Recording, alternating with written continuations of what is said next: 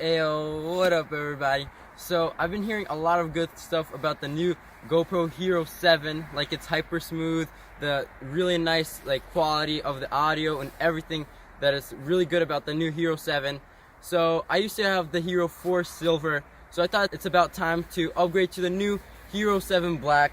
So here it is guys, I brought it with me today, and today we're gonna go to a local resort out here and we're gonna go snowboarding and we're gonna test out how good is this thing, because people are saying this is a really good camera, but it is $400 plus tax. It comes out to around $430. So we're gonna go and test it out whether it's worth the money or not. So let's go. Ladies and gentlemen, we just made it to the mountain. It's recording on the GoPro 7 right now. Just testing out the audio here with my boy Phil. Yeah, about to shred the mountain.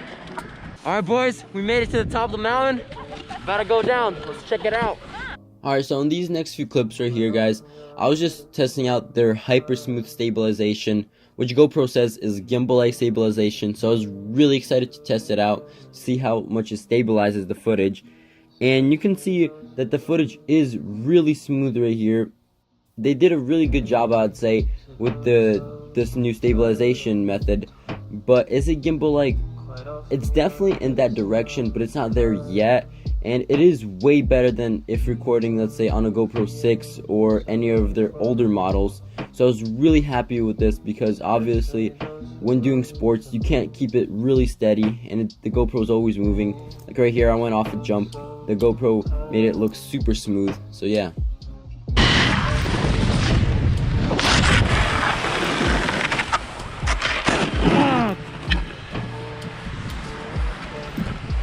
Boys, I did not see that jump and I wiped out. So in these next few clips right now, I was just testing out the GoPro slow motion.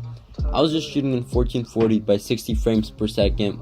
Nothing too crazy, not the 4K 8x slow motion, because when shooting in 4K, it does not stabilize the footage and the footage looks way more shakier. And I was just testing it out, how would the slow motion look like if you're just riding and you're recording normal video and then you just want to put it in slow motion. Would it look nice? Would it look smooth? And just looking over the footage, you can see that the footage looks smooth, it looks pretty nice, and it did a really good job. But if you're shooting in 4K and you'd want to do this 8x slow motion, I'd recommend doing a stationary or using an actual gimbal, because then the footage would as well be smooth.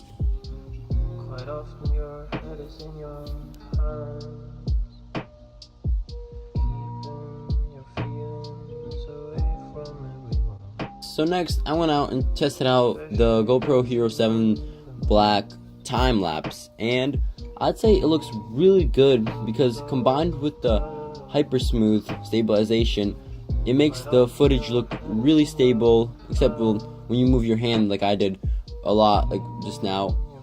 But besides that, I'd say the time lapse looks really nice and really smooth, so I was really happy with that. Alright guys, so I just changed the battery. That one died. It died pretty quick, but it lasted longer than the Hero 4 one, so that's pretty good. And this is the second one in. Let's go. So as many of you know, GoPro has never really been good with the battery life in their cameras. And the same thing goes for the Hero 7, because the battery in this camera died pretty quickly on me, but thankfully I bought a second battery, which really helped me out. And I'd definitely recommend to anyone who plans on recording for extended periods of time to buy at least one, maybe even more if you need, batteries, because that would really help you, because the GoPro batteries, they just die too quickly. And hopefully GoPro fixes this in the Hero A or in the future generations. Guys, there's a ton of wind, but I don't know how the audio is, so just testing it out in wind. Hopefully it's good because the wind is really strong.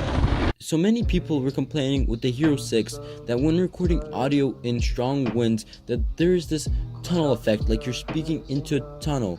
And I would say after reviewing the Hero 7 footage, you could definitely hear that tunnel effect being there.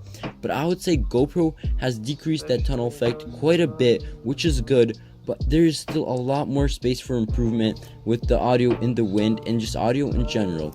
but I would say for the size of this camera, the audio is pretty good. Alright guys, so Phil had to go because he had to do something, so he left. But me and Tim, we're staying for a bit longer. And right now we're gonna hit up a night sesh. And it's gonna be kind of cool to test out this new camera during night settings. And there's a lot more people guys right now because ski club came, and I don't know, the lifts keep stopping, which is kind of annoying. Alright guys, so when I was shooting this footage, I had an ISO max of 800. What I did not know guys is if you have an ISO max that is less than 1600, it automatically turns off your night mode.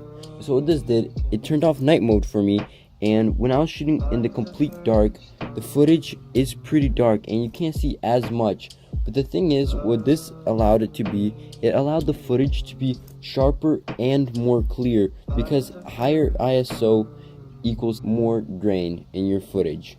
So if you want lighter footage during nighttime, you would have to crank up the ISO pretty high and turn on night mode, which would then allow your footage to be lighter at night. But the thing is, it would make your footage really grainy, which would ruin the quality of your clip. So I would say that shooting with this camera in the dark, it will be fine, but there is still a lot that this camera could improve on when shooting in the dark. So after using this camera and reviewing the footage and the audio and just reviewing the camera in general, what is my take on the camera? Is it good? Is it not? Is it worth the money? So this is what I'm going to say guys. It is definitely a really good camera.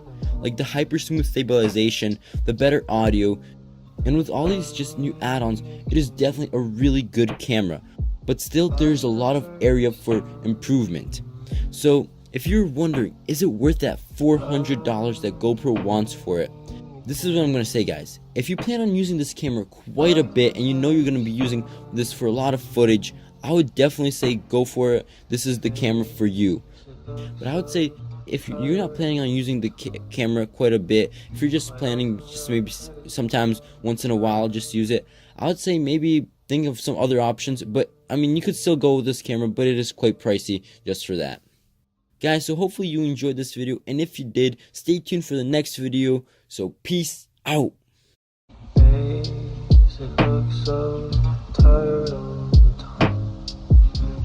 Quite often your head is in your hands.